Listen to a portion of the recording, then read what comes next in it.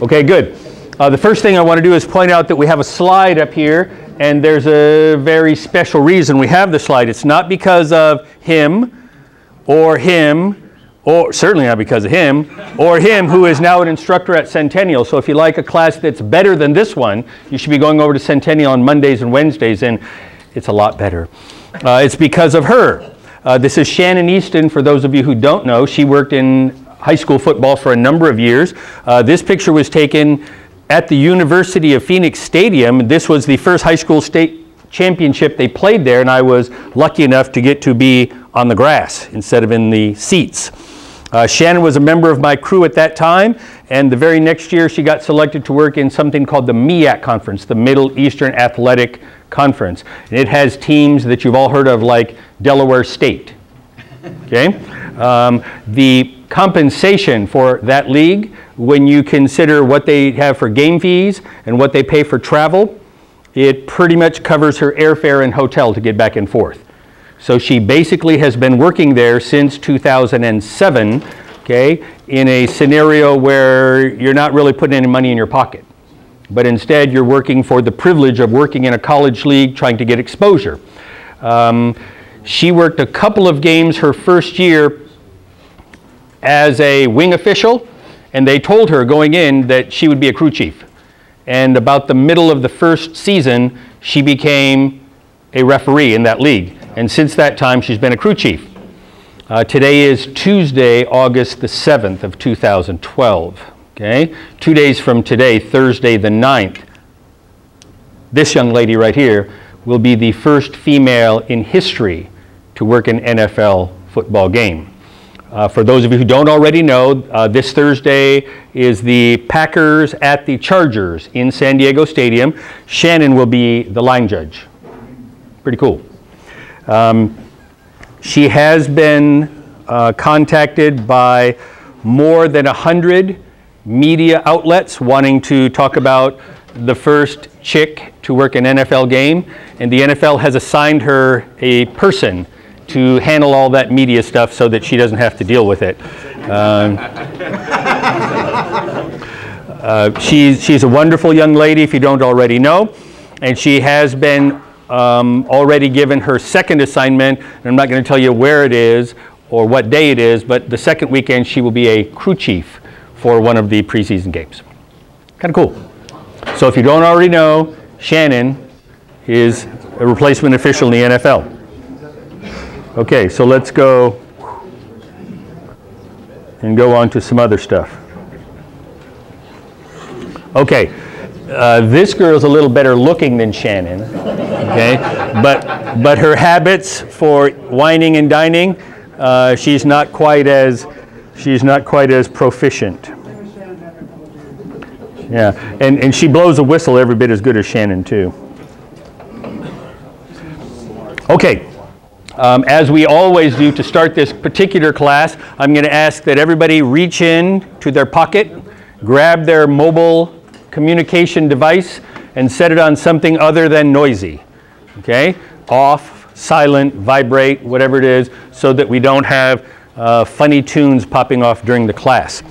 I'll remind everybody that the kickoff clinic and the 2 kickoff classic games are a week from this Saturday, which is August the 18th at UOP. Starts at 9 a.m. You should already have registered by now.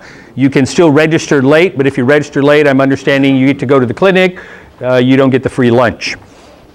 There will be 2 football games played that day. The first game, they will have the 200 sections open, and they're going to have individual sections and encourage officials who attend the clinic to go sit in the section that is the position that you normally work in a 5-man crew. And they will have officials who work high school football in those sections to lead discussions. And the first game will be real-time critique. So John Noley, who is the crew chief, is very aware of this, and he promises to get a haircut and shave and take a shower that day, and not to be scratching inappropriate places while people are watching. For the second game of the Sullenberger Classic, we are privileged today to have Joel Seawald in the back of our class. Everybody wave at Joel. Hi, Joel. Joel and his crew will be working the second game there. He'll do every bit as good a job as our man, Noli. The other person I want to recognize today is the person who's responsible for putting all of this together, okay? We appreciate all of you coming to class. We appreciate all of you participating in the class. And we want you to understand that I don't just show up here at 5 minutes before and turn on my computer and get ready to go. There's some effort involved on the front end. And far more effort than what I do has been invested by our man in the back, David Ross. Please stand up, David. Come on, stand up. Okay, David does all of the part. No, don't sit down yet. Don't sit down yet. We're not done with you. When he told me he was coming to the class tonight, I guaranteed him that more than abuse would be handed his direction. But I want David to take a moment without the microphone, because I'm way up here, unless you want to come up here and share the microphone, okay, but I'm not going to hand it off, to talk about what you'll be doing on weekends this coming football season. Traveling. Good, that's a start. I was lucky enough to get picked up by the Big Sky. I'll be working 6 games in the Big Sky and 1 Pac-12 game this year. The message I want to share is, folks, we have royalty among us, okay? We have Mr. University of Phoenix. We have at least celluloid versions of the first female NFL official, and we have Pac-12 and Big Sky officials who come to these classes, and they're the people that are helping get this stuff ready to make you better on the field. So, David, thank you very much. I'm sorry? There's another one in there. Oh, my man Merle? Well, Merle is not a redhead, if you haven't noticed. Merle is not a redhead, okay? So my task is that we only really pick on redheaded stepchildren. But Merle, go ahead and stand up. Come on, Merle. Stand up. He's been to class before. Stand up, Merle. Okay? And tell us the number of games and the leagues in which you'll be working this weekend. Or pardon me, not this weekend, fall weekends. I got hired into the Pac-12. Right now I have 5 games. Congratulations, Merle. Now, I rarely get to work with David on the field because he and I happen to work the same position, and so it's uncommon, even for youth games, because he works over there somewhere and I work over here somewhere, okay? But on a fairly regular basis, Merle and I get to share a field on Saturday mornings. And generally, when I'm showing up and getting ready and doing some of my old man stretches, you know, those of us who are on the high side of 50, we do some stretches. He's out there jogging around the track and doing cartwheels and flips and all kinds of other stuff. I do think my guns are every bit his equal. Go ahead, Merle. Show me. Come on. Come here. Okay. All right. So, Merle, I'm sorry if I overlooked you, but I have tremendous respect for what he does on the field with youth football, and he's very deserving of being in the Pac-12. Wonderful job. The next thing we want to talk about, and this was alluded to last Thursday night, and we had some discussion and, in fact, some nominations, is we will have the AZFOA board elections tonight. And I did say elections with an L. Okay? John Kerfman is going to assist us and take over and handle that portion. All right. Bob, if he's got guns, and I don't know what you got, but I've got BBs, so that's just the way it is. All right. August the 25th. So it's really only a couple of weeks away. Okay, get ready. 24th, my mistake, 24th, my mistake. The 24th. So it's a couple of weeks away. What that means is the week prior, 15th, 16th, 17th, are a number of scrimmages. The scrimmages are being handled by and coordinated and assigned by Steve Johnson. Crew chiefs have been instructed to communicate with Steve Johnson. A number of them have already been assigned. And if you go to the AZFOA.org website, there is a list of assignments, what schools, locations, dates, times, and which crew chief is organizing or heading it up, as it were. If you would like to attend, you're welcome to communicate with the referee in advance and make arrangements to attend. What can become difficult is if you show up at a site, and we'll just say Moon Valley, because that's the one I'm working, and you're planning on having 7 or 8 or 9 people and rotate some people through, and all of a sudden you have 17. If you show up unannounced, the referee has personal prerogative to let you work at all. You're welcome to watch, you're welcome to dress out, but getting on the field is the prerogative of the crew chief in charge. And so if you want to make sure that you get a chance to get on the field, we recommend you communicate in advance. Showing up at the last minute unannounced does not guarantee you to get slots or plays on the field. Online sign-up, if you're not already an AZFOA member and you know who you are because you don't have a ballot in your hand at this time, or you didn't get one on the way in, it can be done at any time. You can go do it on the website. It can be done entirely online, and they accept PayPal. So if you're familiar with eBay and PayPal, you can pay them directly. It's no more get a check and send it to Paul Edge. There has been this issue that's been going around that can be troublesome. Officiating is an avocation of integrity, okay? You're supposed to be honest. You're supposed to have good moral character to do whatever it is we do when we're wearing the stripes. It has been brought to the attention that at some meetings, I don't know that it's occurred at this meeting, and if it is, we can talk about what the penalties are going to be very shortly. But there have been people attending other locations that go in and sign multiple names when they do the sign-in. And as an example, one crew member goes in and signs 5 names, and the whole crew is trying then to get credit, even though they didn't truly attend. I personally don't think that the requirement of attending 4 meetings is significant. If you're intending to go out and do this, first and foremost, we hope that you don't plan to go out on the field and get embarrassed because you don't know what the F you're doing out there, okay? And secondarily, we hope that you're not trying to take advantage of the system and have someone else sign in for you. An email went around recently, and some things are still going around today, that says, what should we do about this? My personal selection was that once caught, okay, the AZFOA would have the privilege of choosing the appendage of their choice and severing it from your body, okay?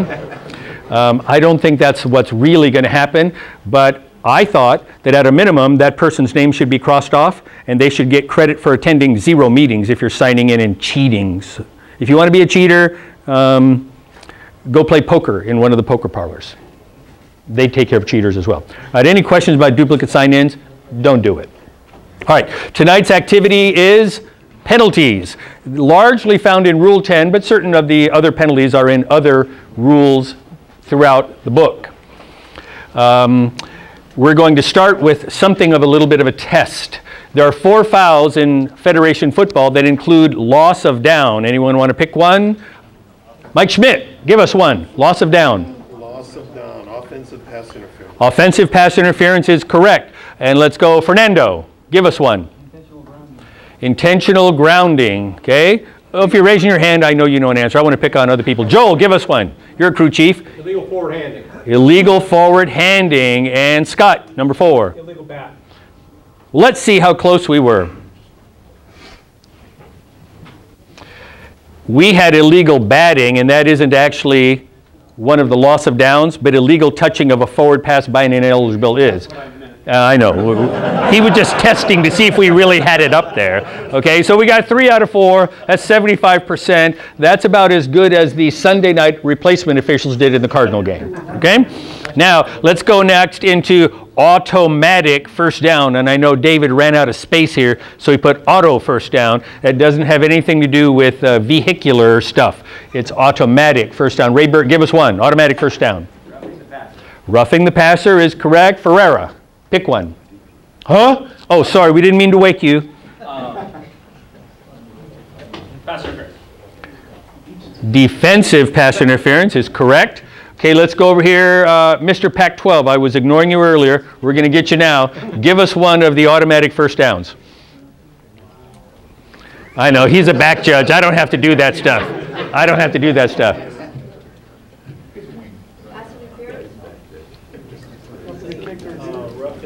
All the rough pieces. And here's a point I want to make here. That's very good, okay? Because when I put this up, okay, roughing, roughing, roughing, all the roughing fouls. So if you rough the snapper, the passer, the kicker, the holder, or forward pass interference. And I was going to call on you, Eric, but we'll get you later. Okay, we're going to get you. Any of the roughing. So these, except for one, okay, have the word illegal in them.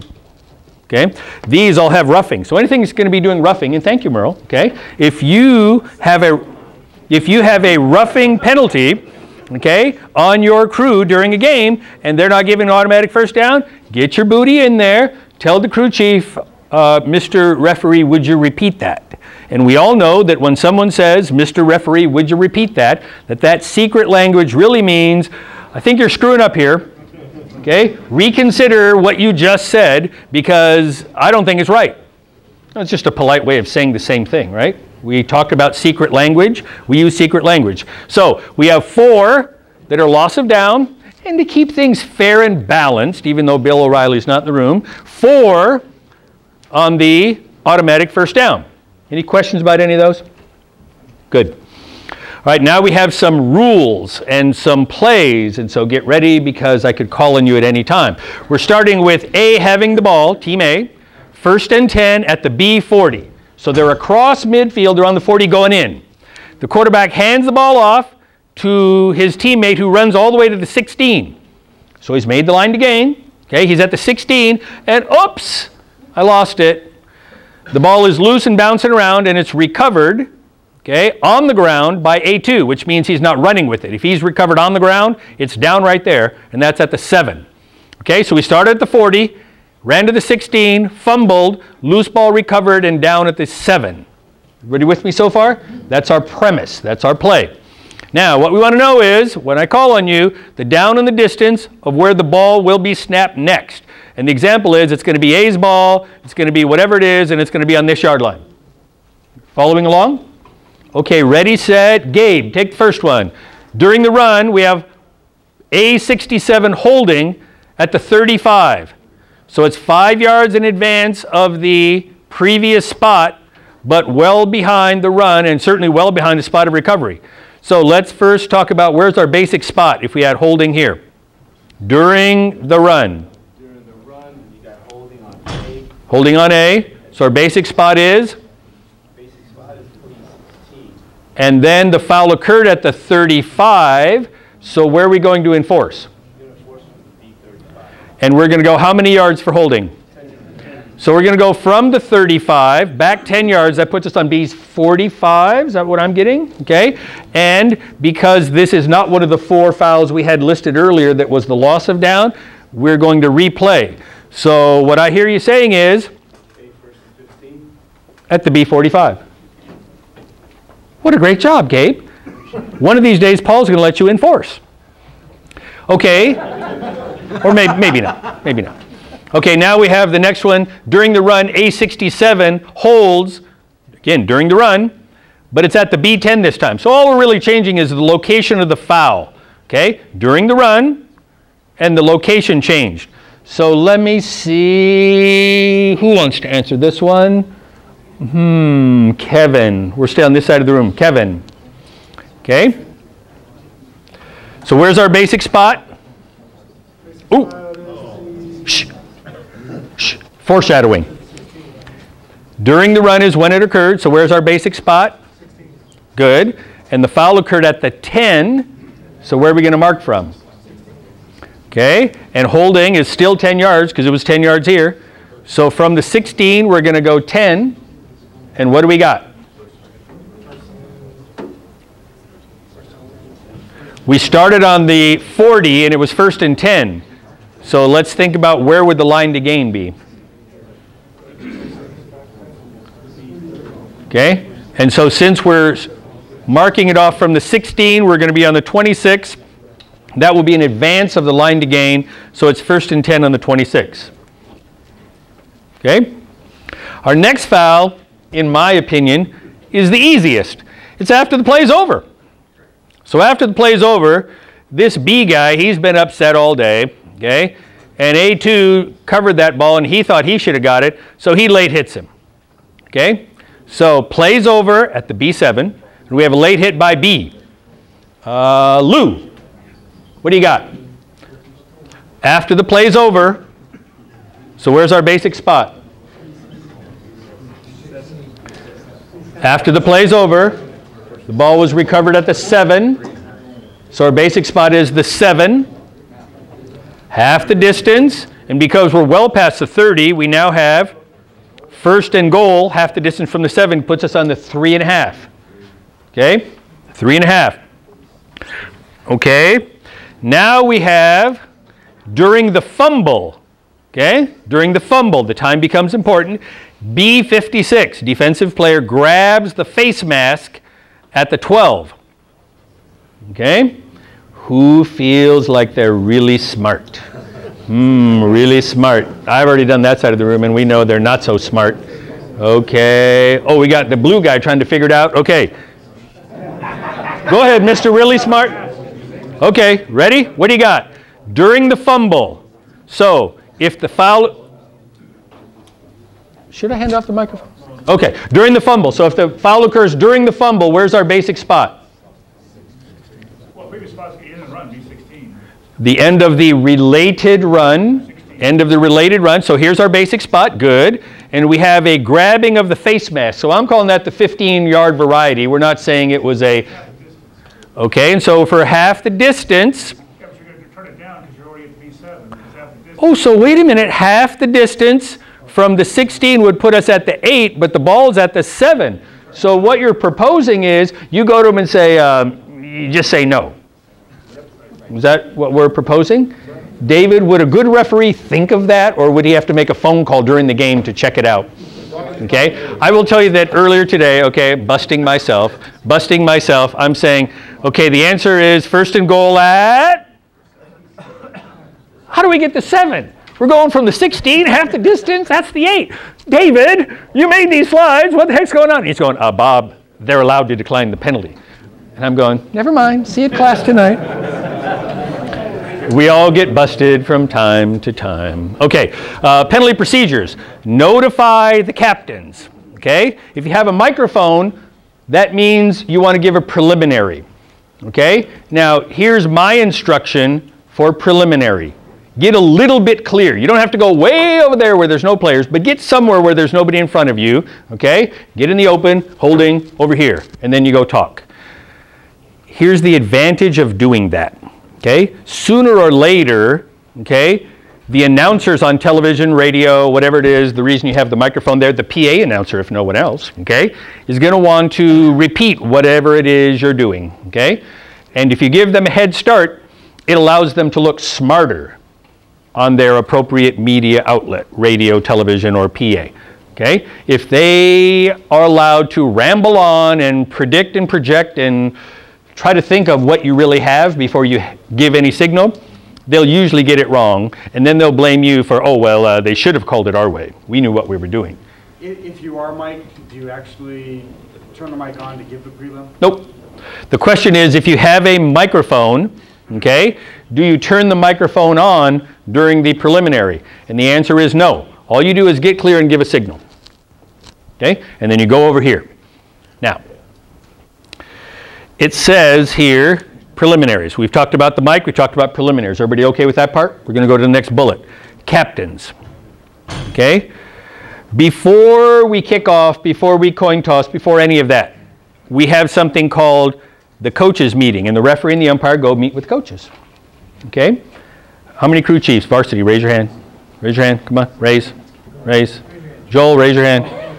Joel, raise your hand. Varsity crew chief. Okay, everybody has your hand in the air. I want you to pay attention, except for Joel. He's busy getting ready for the 18th. Okay? I tell the coach when I meet them, okay? I never want a kid to make a mistake on the field. So here's how we're going to do penalties. If I have a penalty that's obvious, I'm going to tell him just say yes or just say no. Or you want to keep the ball, don't you? The coach is going, yeah. And he reminds me of my little dog when I've got a treat. Yeah. And I go, if there's any penalty that's a tweener, the decision has to be made. It's not obvious. I'm going to give the preliminary signal, and then I'm going to look over and find you. That's what I tell them, flat out. Before we ever have the coin toss, I tell them this. I'm going to find you. I want you to do one of three things. This means I don't want it. This means I want it. This means I need more information. Okay? And either I will give you that information or I'll send somebody over to give that information to you. And that way, and this is what I say, and that way you and I are making the decisions all night long. I don't want a kid to make a mistake on a penalty enforcement. And they look at me and kind of go, what? Now, coaches I've had before, they've heard that speech before, and they go, got it. And usually about halfway through, they go, yeah, just like we always do. Okay? Why would you not want to do that? Okay? Think of the higher levels where David and Merle are going to be working shortly. Okay? Do you ever see him go ask the captain? Ever. Ever. Where do the referees look in the NFL when there's a penalty and a decision needs to be made? Bench. They look over at the bench and they find the head coach, okay? And the coach is going, we can play like we're big boys too, or girls, okay? We can do the same kind of thing. I don't want a kid to make a mistake. Okay? Now the book says that you'll explain the options of acceptance or declination. You're talking to a child. Okay? He might be 16, 17 years old. He doesn't know the rules. And you just say, you want 5 yards, don't you? Okay? You want a first down, don't you? Just say yes. You want to kick. Yeah. Like the coin thing. Okay? You want to kick. I said, you want to defer, don't you? Okay? I don't say, would you repeat that, please? You want to defer, don't you? Yeah. Okay? Make it easy. You're out there because you're aware, you went to these classes. You're aware of what's supposed to be done. Help them out. Oh, yeah, let's make it simple. Just say yes or just say no. Administer before the timeout. There's something in the rule book that says this. All penalty decisions will be made before granting a charged timeout. Okay? Now, if you have an injury timeout and they're running out there to go take care of a kid because he has a broken leg, don't worry about it. Let them do their thing, but you don't need to do this yet. Okay? Take care of the penalty, enforce the penalty, and that way you know what you got when you go to timeout. Okay? They also then get a full timeout plus whatever time it took to take care of the penalty. Rushing. And we're not talking about versus passing here. We're talking about being in a hurry. Okay? We're not talking about passing. Rushing equals mistakes. The most important thing is to get it right. And if you have to take your time and have the zebra huddle, it's not the worst thing in the world. Okay? We try to avoid them because people think you're talking about something other than penalty enforcement most of the time when you're doing that. Okay? It's not the worst thing in the world, but I don't want to be standing out there having 17 huddles during the game and having any huddle take more than about 5 seconds. If you're talking about something, it's usually, I got a flag downfield, I got pass interference, and you're saying, did the ball cross the line of scrimmage? It's that kind of stuff. Okay? Where was the runner when he threw the ball? Was he beyond or behind the line? Okay? You're getting more information so that you can make the correct call. You shouldn't be going, now what's the rule on that again? If that's what you're doing, it means that you slept through most of this class. Okay? But sometimes people get in a hurry, and if you get in a hurry, you can make a mistake. Now, get it right. They have this thing on Thursday nights called Cox Television, and some of you in this room have been on Cox Television. Okay? When you're on Cox Television, okay, sometimes people make mistakes. Okay? I happen to go to a good number of those games. And for the most part, Jeannie will tell me in advance who the crew chief is, and I'll call him up, and I'll say something like, Steve, you've been on television. Hey, Steve, this is Bob. I know you're going to be at Horizon High School Thursday night. I'm going to come out. I don't normally come in the pregame. I'll say hi to you. I don't come in at halftime, but how about if I get a few minutes after the game? And he'll say, you again? Or something like that. Okay? If you've been on television, okay, you should be having your best foot forward. Okay? You should have a crew that is responsible enough to have taken the time to study the rules and know penalty enforcements. Okay? There is a special enforcement that we'll talk about a little bit later that I'm shocked and amazed that some crew chiefs don't know. It has to do with the kickoff going out of bounds. We have 3 options for that, right? One of the options is you can always decline it, and take it where it went out of bounds. You especially see that on onside kicks. They only kicked it 9 yards and it went out of bounds. We'll take it right there. We don't want a penalty. We don't want them to re-kick and have a chance to recover. We'll take it right there. You can take it 5 yards and re-kick, right? And if they kick a long one, you didn't get much of a return, 5 yards and re-kick, okay? And if it went out of bounds, you probably didn't get any return. 5 yards and re-kick. Or you can take it 25 yards in advance of the spot where it's kicked. Now, normally if you're kicking at the 40, that's going to be the 35. Now, where do you spot the ball laterally? On the sideline? Nope.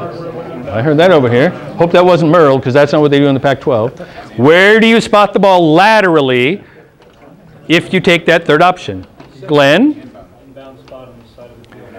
You consider which side of the field the ball went out of bounds on, that's number one, and you put it on the inbound spot, or what we often call the hash marks, nearest that sideline. Okay? Some guys treat it just like a touchback, and they put it in the middle of the field. And usually, always, not usually, always, if I go into the post game there, I will have this very discussion. I'll skip the first part and the second part about the 5 yards and the re-kick and stuff like that. I'll say, now, where do you spot the ball? In 35. And they'll kind of look at each other like, why is he bringing this up? Okay? And they'll say, well, in the middle of the field. I personally think that's a crew decision. Now, it's true that the umpire is normally the one that reaches down and places the ball there, and it's the referee who says, kick out of bounds against the blue team, placed on the 35 by rule, and he points. Okay? Those two people you would think would be most suspect. Personally, I think all five should be embarrassed. All five should be embarrassed. Okay? We've all gone to classes for multiple years. We've all had a rule book or multiple rule books. Why don't we know that rule? It's too simple. And I will tell you this, okay, that when I'm at a game on a Thursday night, okay, and that happens, this little thing right here starts to blow up. Ring, ring, text message, Bob, don't those guys know the rules? Whose class do they go to anyway? Brian may not call you that much this year. Oh no, he's already been calling and texting already, but it's not just Brian. He's talking about one of my friends, Brian. So get it right, and it's the entire crew responsibility. Yes, the referee is the one who says we're going to go 10 yards from the previous spot, it's going to replay second down, okay? And you give the signal. So you're the front man, you're the lead singer of the band, as it were, okay? The umpire is the guy that steps it off and puts it down, but all five of you should be responsible for making sure it's right. Okay? You should have a designated person on your crew who's your backup rules guy. Okay? A backup rules guy. Now, I have good fortune on my crew. It turns out that the guy who is the back judge on my crew is a referee and a crew chief in the college league. And so he doesn't make a big stink about it, but he'll say, Bob, I think you screwed this one up. It's supposed to be over there. And then he'll just walk off. Okay? No, he's not a real talkative guy, okay? And so when he does speak, it's kind of like E.F. Hutton. So I have a tendency to want to pay attention, okay? He's not so polite that he says, Mr. Referee, would you repeat that? Okay? He usually just walks in and whispers, and Bob, I think you screwed that one up. And if he says something about that, I'm usually ready to change it. Okay, you see me in this class. It happens. Okay, basic stuff for Rule 10. Live ball versus dead ball. We spent a good amount of time on this last week. Okay, on that line of scrimmage stuff where false start, okay, encroachment, okay, we're going to kill those. And the term we used last week was shut it down.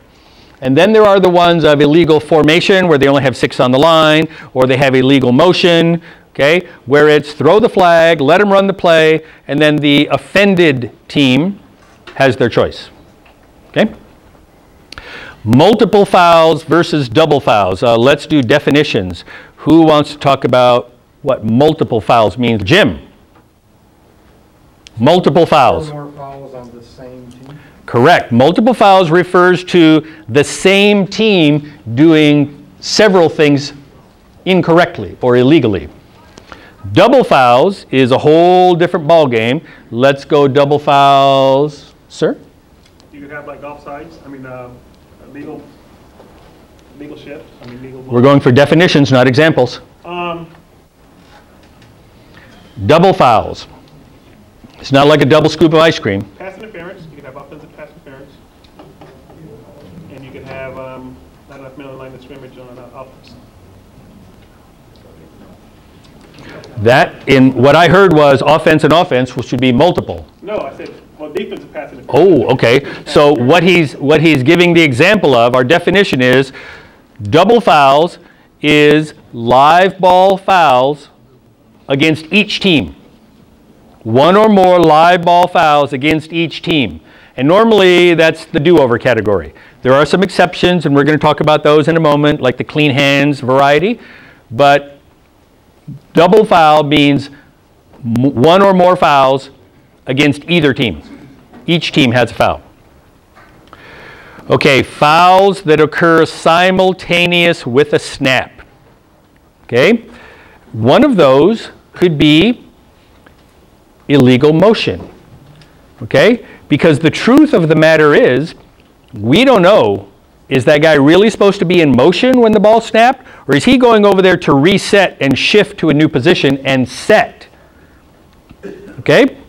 And was the problem that the guy started going forward because he didn't know the snap count? Or he was going forward because he's supposed to set at a new position and the snapper did not know the proper snap count and snapped it prematurely? Okay? Snapped. Another one is going to be if you have 12 players on defense and the guy comes on late and you didn't have a chance to count it and kill it and make it a 5-yard substitution penalty. Okay? Anyone else have another example? Tom, you want to give us another simultaneous?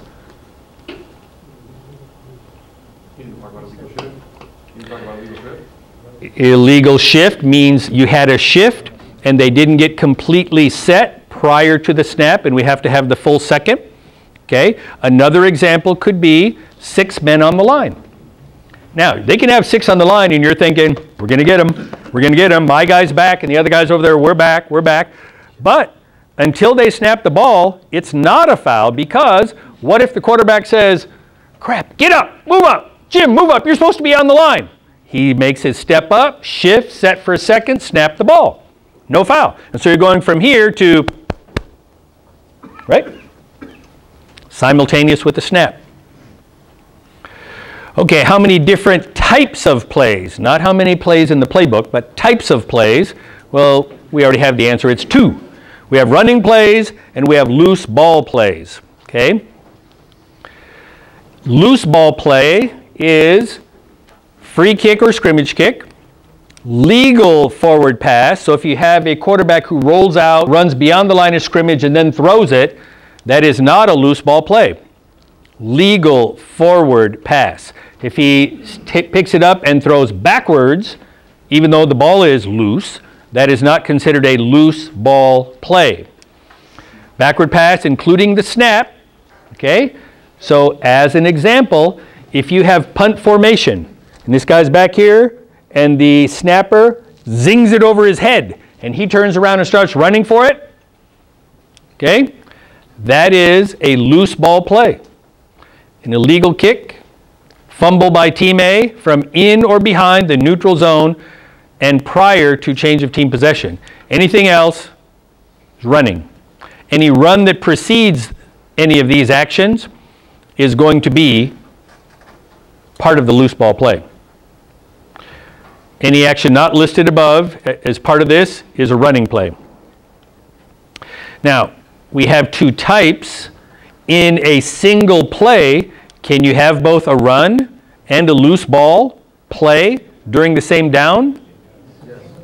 Yes, I heard several yeses. Okay, let's see how we can do that. Here we have a pass. We started right here with a pass. So that's a loose ball play, and then he catches the pass and he's running with it. So if you have a foul during this, the penalty would be enforced under the running section of penalty enforcement. But then over here, after he runs for a while, he fumbles. So now this becomes a loose ball play again. And then the fumble is picked up and advanced, so you have this running. So when there's a penalty, what I tell my guys or girls I want the 4 W's, 4 of them. I need to know who it was, which team, blue team, red team, offense, defense. I don't care how you name them, but I need to know who. That's the most important thing for me. Who? Who you got? Okay? That's the first W. Who? Second W is what do you got? Okay? I got DPI, I got 6 men on the line, I got holding, I got grabbing the face mask. So now I'm up to my second W. Who and what? And then I need to know the third W, where? Was it on the line of scrimmage? Behind the line of scrimmage? Was it out of bounds? Was it in advance of the end of the run? Okay? So I'm up to 3 W's. Who, what, and where. And the last one is when. I need to know because all of this would have different enforcements if the penalty occurred during the pass, during the run, during the fumble, or during this run. We have different enforcement locations or different basic spots.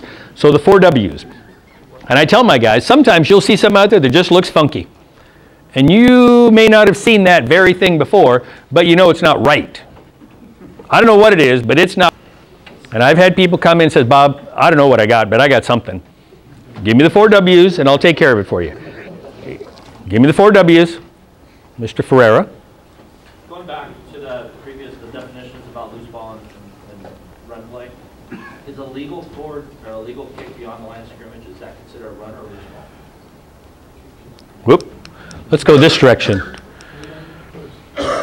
Okay, we talked about a free kick or a scrimmage kick. His question is, if Team A player receives the ball and he runs beyond the line of scrimmage and kicks it, we now have an illegal kick. Everybody good with me so far?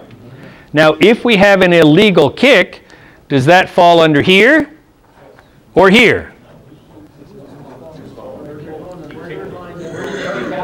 I want you to notice that in this category, for this bullet point, we clearly specified the word legal forward pass. In this bullet point, we are not so specific. So the answer, or you can go down to the third bullet point.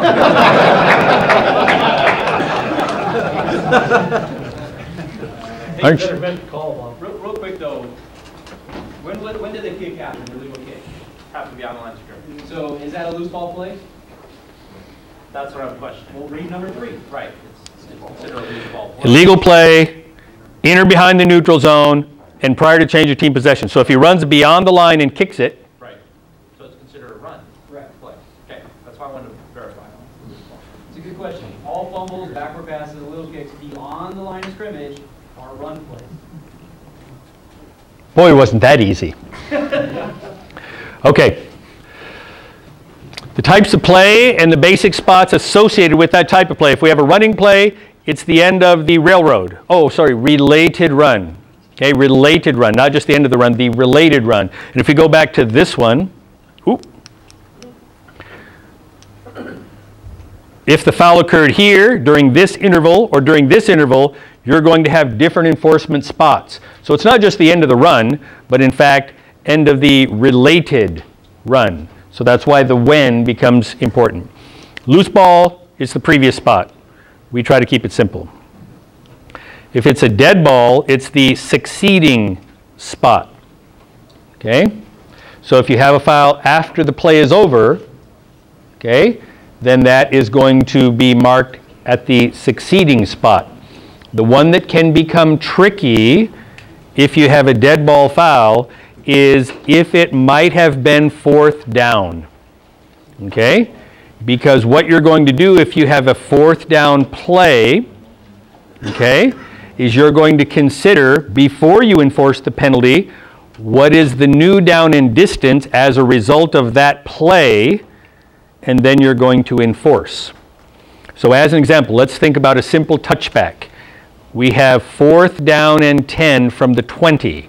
We've run 3 plays and got nothing. So it's 4th and 10. And the team decides to do a fake punt. Fake punt. And the guy runs 9 yards with the fake punt, and he gets tackled at the 29. Okay? And then after he's down on the 29, you have somebody come and jump on the pile, late hit, from team B. Okay? Now, do they get a first down because of that? You get the 15-yard penalty. That's going to put the ball all the way up there to the 44-yard line. No. You consider everything related to the play while the ball was alive, and when the ball was dead, you're at the 29-yard line. They didn't make the first down. And so now you turn around.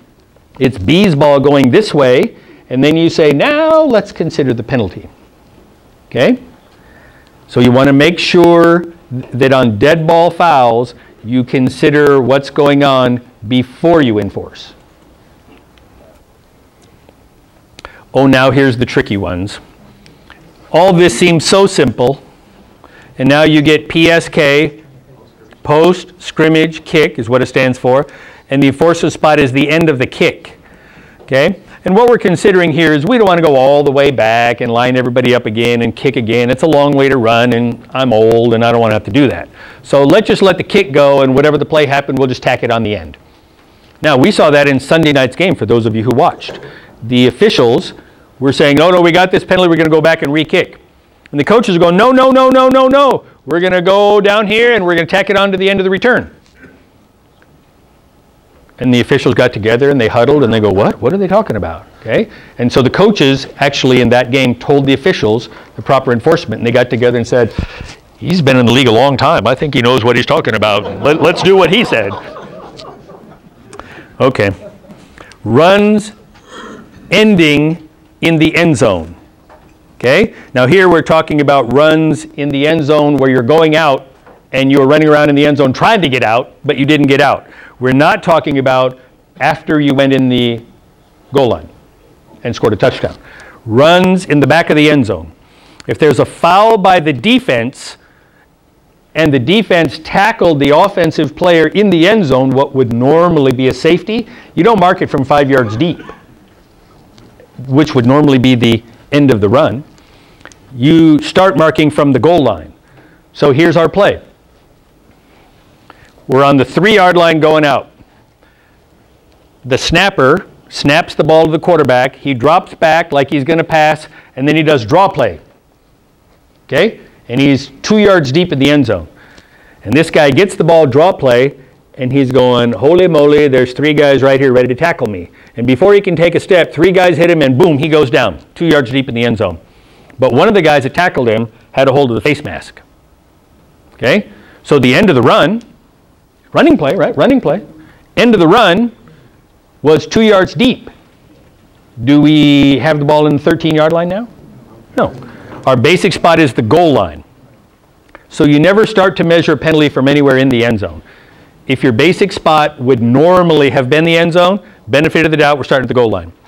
On a momentum play, it's wherever you dropped the beanbag. It's the spot of momentum.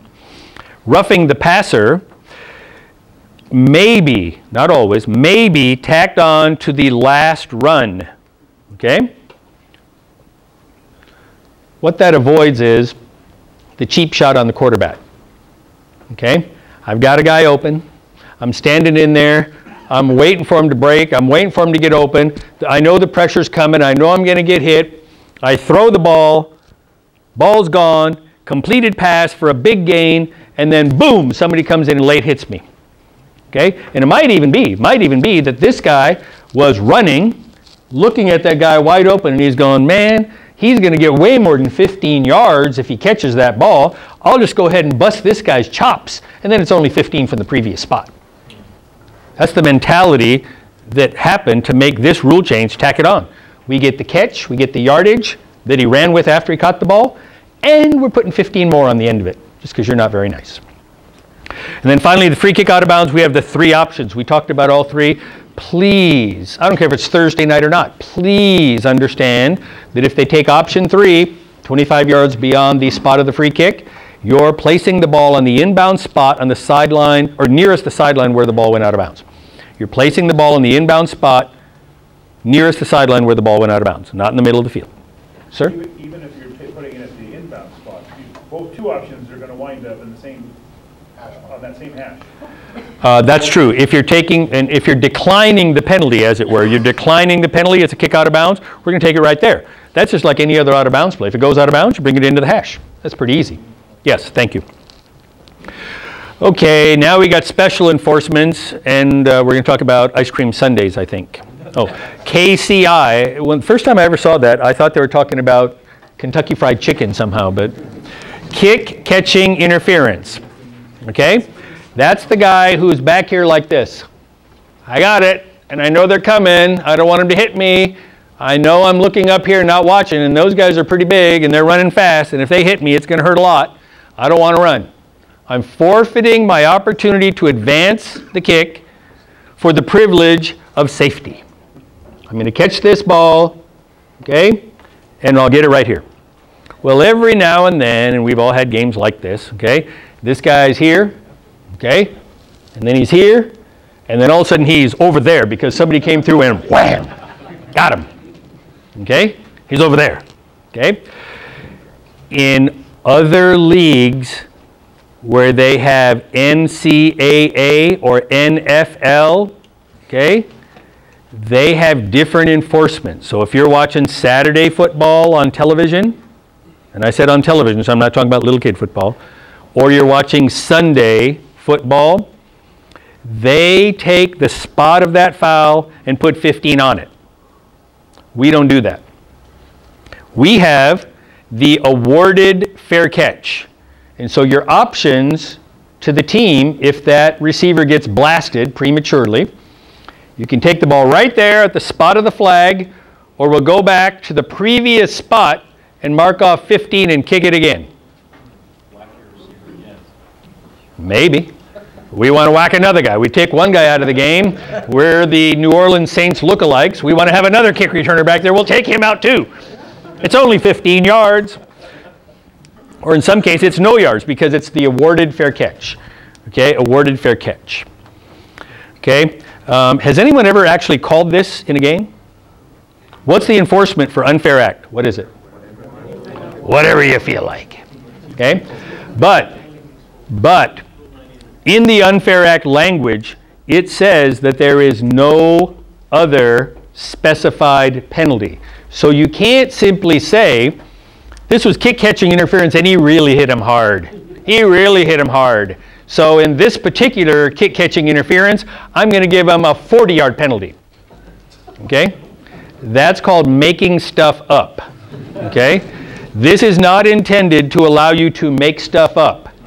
Okay? Unfair act is when there's no specific rule coverage, and they did something that we haven't thought of yet. Okay? A guy came in on a parachute and landed and took the runner out, okay, before he could score. You can say, I'm giving him a touchdown.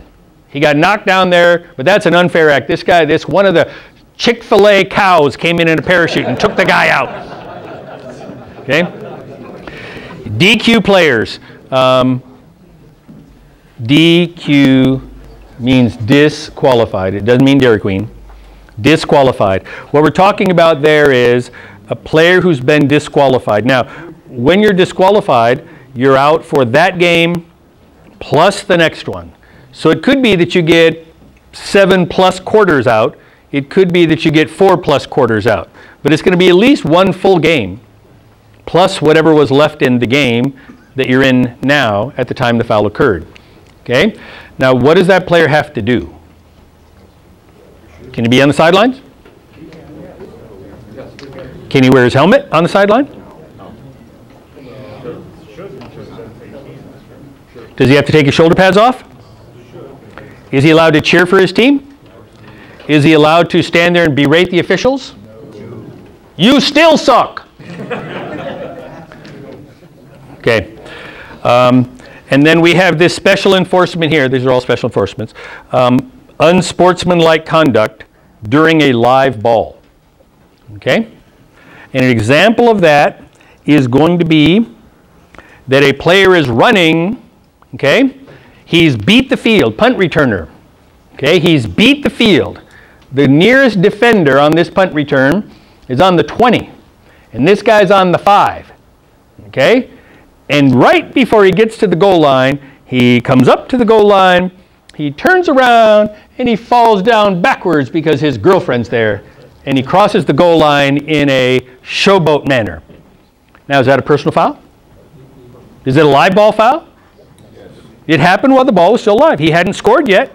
Okay? How do we enforce that? You take away the touchdown? Take it away 15 yards. Take away the touchdown? Okay? We have special enforcements. Could you call that unfair act? That wasn't very nice. Okay? What you're going to do is you're going to give them the touchdown, and then you're going to go to the team that was scored on and say you can take 15 on the try, going back to the 18, or you can take it on the kickoff. Okay?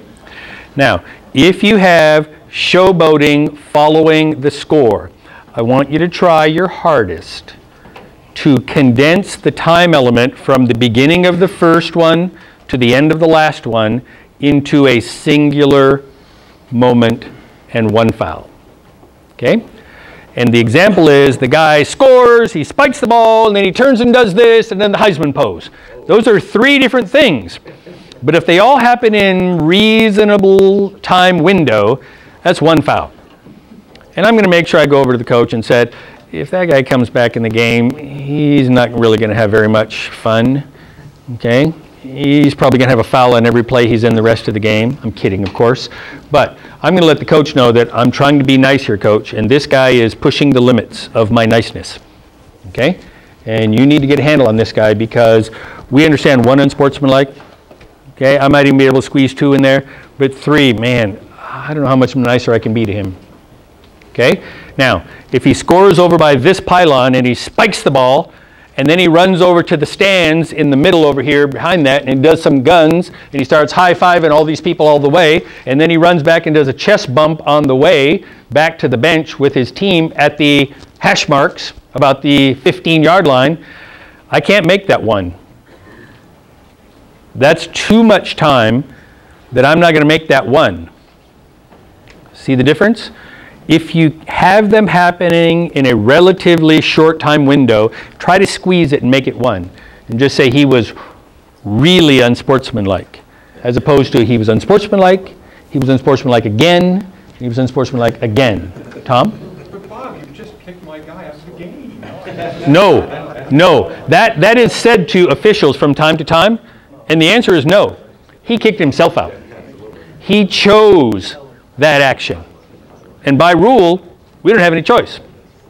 Okay? And I don't care if it's Jesse Parker, okay, or anyone else. They kick themselves out of the game. Okay. The goal is to get 3 pieces of information. I think David should update this slide and go for the 4 W's, but go ahead. Sir? Bob, just to digress back to the last on the Whoop. disqualified players, something that was brought up is that if a player has been removed from the playing field, there's the consensus that we need to tell the coaches that an adult has to be with them. So if a player has just, and he's been sent to the locker room or the bus, we should be telling the coaches that an adult has to be with them. The point he's making is this. If a player has been ejected from further play in the game, and someone from the team administration, coach, manager, dean of students, sends the player from the field to some other location, that we should advise the coach that that person should be accompanied and escorted by an adult. I understand the concept. Well, that's not what I was saying. Okay, tell me what you're saying. You said if a team administrator or official sends him away. I'm talking about when we send a kid out of the field, not just off the field, out of the stadium, where he's just... Give me an example of why you would send a player out of the stadium. I understand if it's a non-player, like a coach, right. He's out of the stadium. Okay. But give me an example of what a player would do that would cause you to do that. So he's disqualified for... He comes up and drops an F-bomb on the umpire, and the umpire says, "You're gone." And then he gets like berated, like he's, pound his chest, pointing at officials and something like that. So then you have him removed from the... Okay, I don't know that I do that. I'm not sure that I go there. His question is, if a player is ejected and he's over on the sideline and he's continuing to be disruptive, okay, I call an official's timeout. And I say, "Head coach, right here." I said, "You're responsible for his actions. And I'm not going to send him away from the stadium. I'm going to tell the head coach that it's his responsibility, and I will choose to forfeit the game if he doesn't take control." So I'm not going to get to the point where you are. Okay? Well, I think maybe we should, just as rule, you know. Crew chiefs, raise your hand. How many people would consider sending the player out of the stadium? Okay, now let me ask crew chief, how many would consider forfeiting the game? Because that's what Bob said. The head coach is responsible for everybody on that bench, and whether the guy's been ejected or not. Okay? If you have a substitute who's not even in the game and hasn't been ejected. Well, then I think there's a conflicting training of. Okay? If it's an adult, okay, and I'm talking like a. No, let's not digress there. Okay. It's all about a player. If it's all about a player, I'm not going to send the player out of the stadium. I'm going to make it the head coach's problem, and I'm going to tell the head coach, you need to control this right now. And if you can't control it, we're not going to play. That's where I'm going. And I hear you. Mm-hmm. But now there's conflicting training going on between rules classes. Who else is saying they're going to send the guy out? Let me clear that up. David? What I believe you're asking is if a player does go to off the field because the coach is just tired of him or something, the other class was saying that you make sure there is an adult player with him. Yes. So that's the only thing that the other class is saying. The other class is not saying we shouldn't always kick them out, but they're saying if they do send them, that there should be probably an adult presence instead of having a guy in the locker room. That we should inform the coach Yeah, that someone should be there. Not that we insure it. Not that we insure it. I'm going to recommend it. That's all I'm going to do. And that's what they're saying. They're saying. I'm going to tell the head coach, I don't think it's a good idea that you send a child unsupervised who is obviously in an emotional state. That's exactly what So I'm going to go there, but I'm not going to require or force or administer or stop the game to make that happen. I'm going to go over and say, hey, if you're sending 56 over to the locker room, I'd be worried about him, and I'd make sure that he has an adult supervision. He's a child. Let's send an adult over. Okay? And then I'm going to go back to my business. But I'm not going to require that. I'm not going to stop the game for that, other than a brief moment to give a recommendation. Yeah, and that's what they were saying. Okay? All right, the goal, 3 pieces of information. David, you're in trouble some more. Okay, I want 4 pieces of information. They talk about the basic spot, the spot of the foul, and the result of the play. I want these 3 things, okay? What they didn't talk about here is who, what, and when. Okay? All they talked about is where. Okay? So I understand what he's saying here, and these are helpful pieces, but I'm going with the 4 W's. David, help me out with 4 W's on a future slide, please. All right. Okay, offense and defense. They used to call this the all but one. Then they called it the 3 and 1. You can call it whatever you want it, but there's 4 places you can have a foul relative to the position of the ball. 2 of them are against the offense, beyond or behind the line. 2 are against the defense, beyond or behind the line. This is the old Sesame Street. 3 of these things really go together. 1 of these things just doesn't belong. So 3 of them we're going to enforce from right here.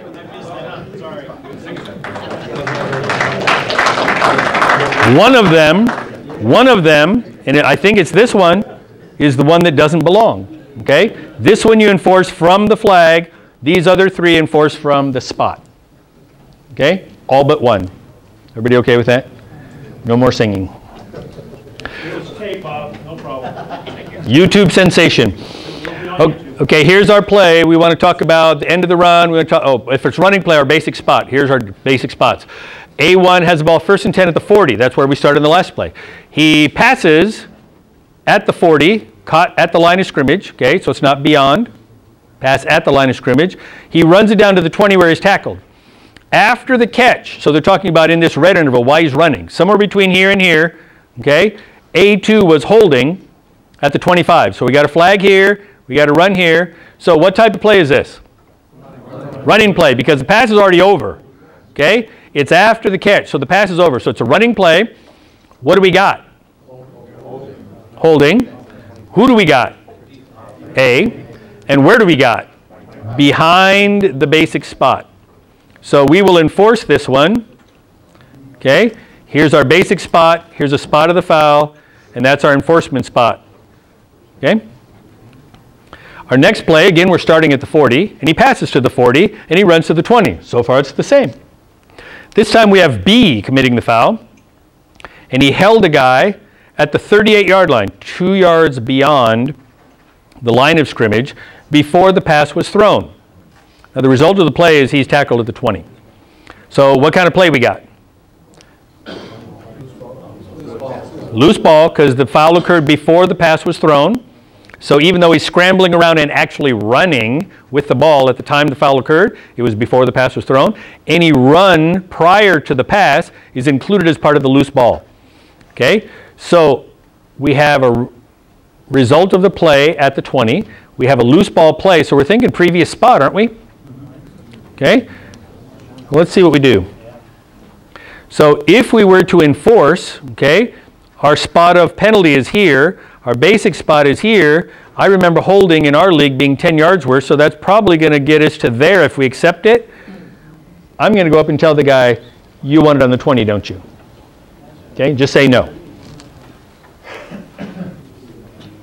Just say no. Okay, now we have one of our special enforcements, 1st and 10 on the 40, same play, catches it, runs to the 20, he's down. Okay, and now we have that same nasty B98 guy, and I think he has some red makeup, and he's rouging the quarterback. Oh, you look so pretty. He's rouging the quarterback. I warned you. He's rouging the quarterback at the B44. And so what kind of play we got? Loose ball play? Right? Loose ball play? Okay, and we got rouging the passer. That, I think, even though he said they have to be roughing on the big three over here, the three roughings, rouging is going to be in that same category. Okay, and so our foul is actually behind the previous spot. Our basic spot now is the tack on. And so even though it's a 15-yard penalty, unless he uses something other than red rouge, okay, then that would be an unfair act. Okay, you're going to go not full 15, but half the distance of the goal. Okay, and they're going to have it on the 10, and because it's on the 10, it's going to be 1st and goal. Okay, now we have on the 40, same play, except he doesn't get tackled and down at the 40, but he fumbles at the 20.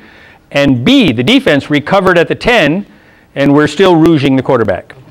And that means we did cut and paste here, not typing. Okay, we copied it. Okay, so now because we didn't have Team A in possession as the result of the play is B recovered the ball. Okay, but we're not going to do any tack on there and let them keep the ball. So we're going to go back to our previous spot, and then we're going to enforce 15 from that spot. And because rouging the quarterback is an automatic, okay, we're going to have 1st down and 10, regardless of where it is. In this case, it's the 25. I warned you. I did ask someone to proofread, but no one really did anything, right? Right. I saw that and I thought, I'm going to save this till he comes to my class. If you had come next week, we would have done these rules out of order. Okay, PSK, that's not where you're telling a student and going psst, psst, psst. Okay, this stands for post scrimmage kick. Post means it happened after the ball was kicked. Okay, the requirements is that, number one, the penalty has to occur at least 3 yards downfield. It can't be a line of scrimmage or behind the line of scrimmage foul. R must have the ball at the end of the down, and the foul must have occurred during the kick. If you don't have all 3 of these elements present, you don't have this. Okay, it's not 2 out of 3, it's not 1 out of 3, it's 3 out of 3, or we go back to regular enforcement. 3 out of 3. Okay, so we got the ball at the 40, we punt. We catch it at the 10 and we run to the 30. So punt goes here, he catches it, and mysteriously he ends up over here after he catches it. That's the slide. Okay, and then he ran it back to here. Now, that B98, he's such a mean guy, he's holding again. Another foul on him. Okay, and he holds during the kick. So while this action is going on, he holds at the 35. So, first, was it more than 3 yards downfield? Yes, it's 5 yards downfield. Did R end up with the ball at the end of the play? And did it happen during the kick? We have all 3 elements. So we can say, okay, we're not going to go back here. We're going to go here. Okay, ooh, we're going to go here, sorry. So they get it at the 5. And again, because it's at the 10 here, we can't go the full 10. It's half the distance. Okay? All right, so again, we got the punt, we catch at the 10, run to the 30, all that's the same. But this time he fumbles, and it's recovered by A3. B98 holds at the 35. So same play, except he didn't get down here. He fumbled and A recovered it. So now you don't have all 3 elements, and so you're going to go here and enforce. Okay? Oh, and guess what? Okay? If it's 4th and 10 at the 40, and you have a 10-yard penalty, it's not re-kick time. So make sure you think about that when you're enforcing. Okay? This is one where you walk up to the captain and say, you're really going to like me. I don't care what anyone else says. Make sure you say yes. Make sure you say yes and you get the ball. Okay? I wouldn't go explaining the options. And I wouldn't tell him, well, we didn't have all 3 elements of PSK. I'd say yes. All right. Punt, catch at the 10, run to the 30. Okay? He holds during the kick at the 40. Allowing B99 to rush the punter. Well, I don't really care about that. He's holding right here at the line of scrimmage. Okay? Is it 3 yards downfield? No. So right away, we don't even have to consider the other 2 elements. We didn't have all 3 elements. And so we're going from here. Okay? Now remember, the result of the play was B had the ball on the 30, and they're going to get it. But guess what? A gets the ball because that 10-yard penalty made the line to gain. All right, mechanics for penalties and pregame coin toss. Okay, our coin toss. Oh, this is the motion action. Okay, this guy or girl may or may not actually be there. If you're having action going with the chains, they may be over here somewhere giving last-minute instructions to the chains. If they've completed that activity and they are available, then they're here. Okay? This person will definitely be there.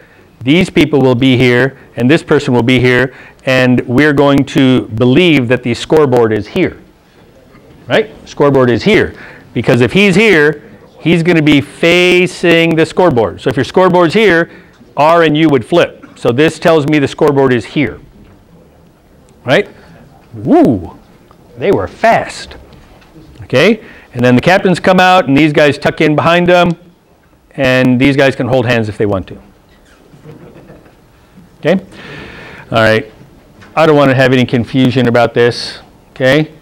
We don't necessarily say, well, I'm counting the team on my sideline.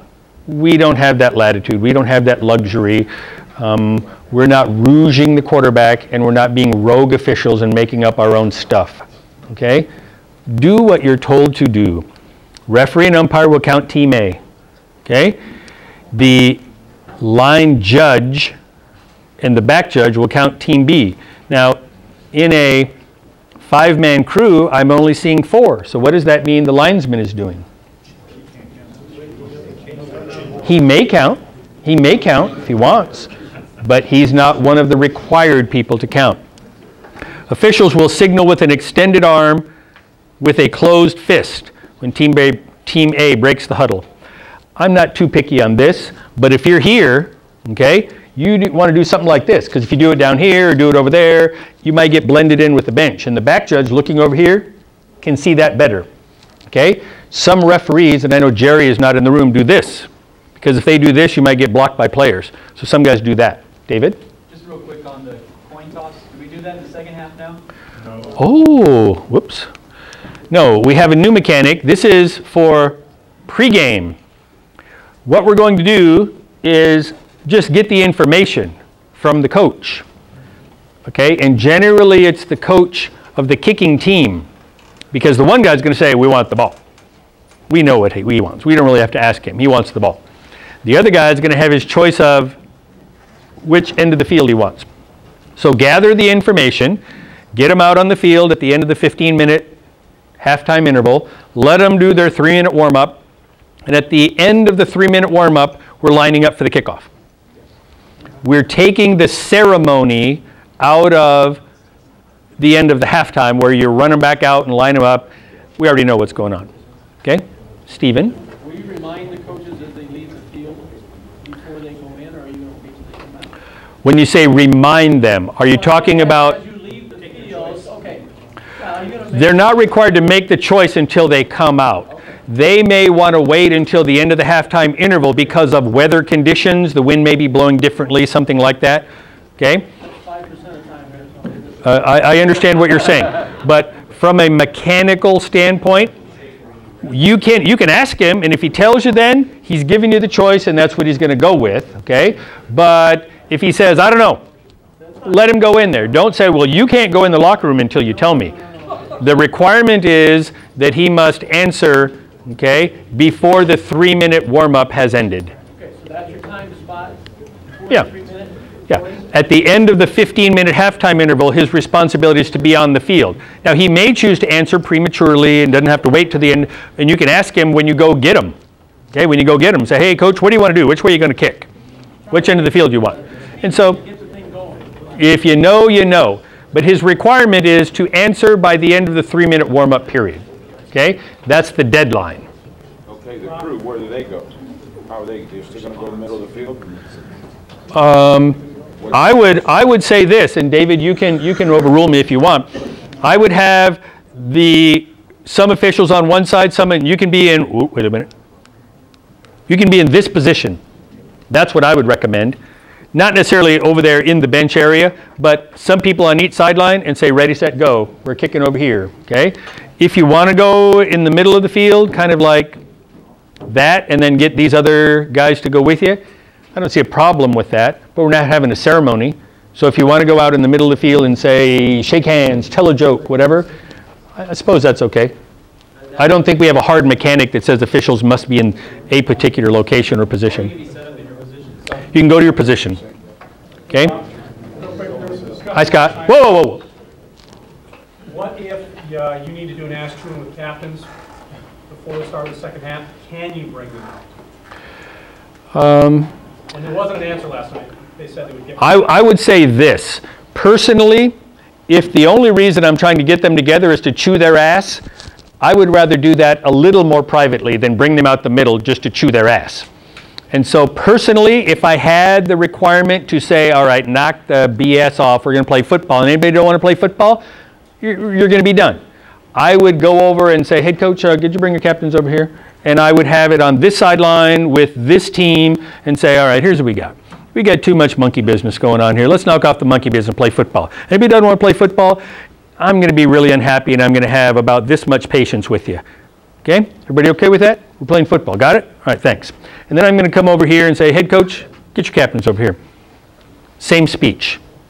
Okay? You heard what I told them, right? No, actually, I'm going to say the words again. Okay? I'm not going to bring them out in the middle of the field for the purpose of an ass chewing. Okay? It would make it very obvious and embarrassing for the players, and I don't think that's appropriate and necessary. Oh, you would bring them out and ass chew them. I got a question. Tonopah. Yes, go ahead. Well, at least I'm not going off. Question. What's the mechanic you want us to follow for when, let's say, the kicking team hasn't come out after the 3 minutes is gone? And what procedure, how to enforce the penalty, or all that stuff? Okay. His question is this. Since we don't have the teams coming out, okay, for the ceremony of the second half, which way you're going to line up, give the signal, we're receiving on this end, go. Okay? It's really no different than if you had the ceremony.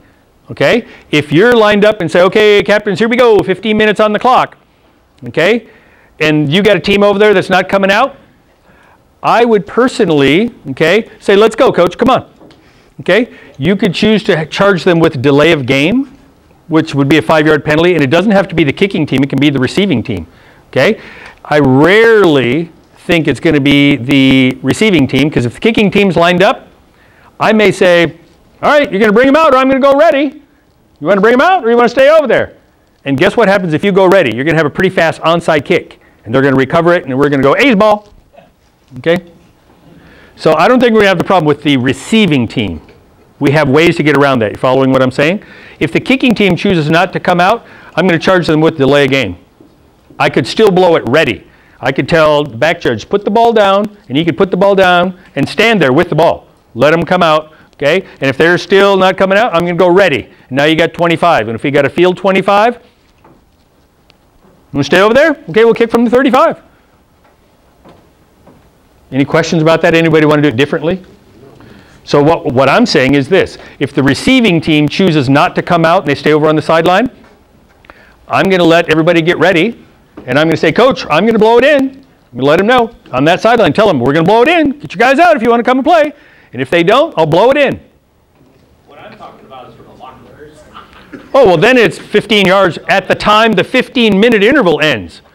They must be present at the time the 15-minute interval ends. And it's unsportsmanlike. Before you start the 3-minute clock, you've got a flag.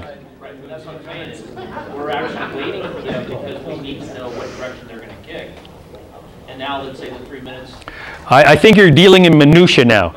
Okay? I'm going to have a 15-yard penalty, and I'm going to say, get your buns out here. And at that point, I got more to worry about than which way are we kicking. No, but how would you enforce a penalty? And how would you mechanically? 15 yards, failure to be ready when the clock hits 0 after 15. Okay? Are you sending your officials to the locker room so you can bring them out? Are you talking about at halftime? I believe the answer is yes to that. Before the game? Pre-game, I believe the answer is no. If you choose to go off the field after your warm-ups, it's your responsibility to come back. Okay? I don't think we're going to get teams pre-game for the toss, are we? I can't remember. I believe the answer is no, and I'll check, and if it changes, I will report other news. But I think pre-game is get them out here. Okay? Halftime, we go get them. Okay? All right. This is an absolute now. We're setting the game clock to run to 0 at the toss time, 3 minutes prior to whatever your kickoff time is. 3 of our 5 officials will go out 40 minutes prior. So in a standard 7 o'clock game, that's 6:20. Okay? If you have something where it's a 7:07 or a 6:30 or anything else, adjust accordingly. You're going to have some information, and these 3 guys will meet 20 minutes prior to discuss any information obtained during the coaches' meeting. And or you may get some field information about we got a wet spot over here, or we got these funky mats on this sideline, or whatever it is. And everybody has their responsibilities and duties. Okay? All officials check the field and the surrounding areas. As the referee, I walk the entire perimeter, and then I check out in the middle of the field to find out, are there holes, exposed sprinkler heads, do we need mats anywhere, stuff like that. If teams leave the field, all officials may return to the locker room. It says may, you're not required, you can stay out. I don't actually like going back in, because then you run the risk of exactly what time do we go out, and what if one of the team comes out early, and what if the other team comes out early, and what if they get in a fight and you're not there. These 2 guys will be sent to the locker rooms to escort the teams back to the field of play. I believe this means halftime. Okay? Oh, okay, well, Joel, we've answered your question, and I stand corrected. Okay? We are sending to the locker rooms in the pregame. Go get them. Captains shall be at their 50 3 minutes prior. We would love to have that happen, and most of the time it does, but the penalty is failure to be ready to start the half. There's no penalty for not being ready for the toss. So get them there as quickly as you can. All other players are to be off of the field during the coin toss. They can't be huddled in the end zone. They got to be behind the end line or in the team box. Okay? We have video. Now I just want everybody to know that we're going to look at blocking and holding tonight, and Matt again is going to take care of the video. If you want to stay after the video, we can talk about some fundamentals, because we have some stuff that David spent a lot of time getting, but otherwise we'll go to video. I need about a minute before we dismiss everyone. Oh, we have time now to talk about the elections, and this would be a perfect time to change the other video. So John Kerfman, go.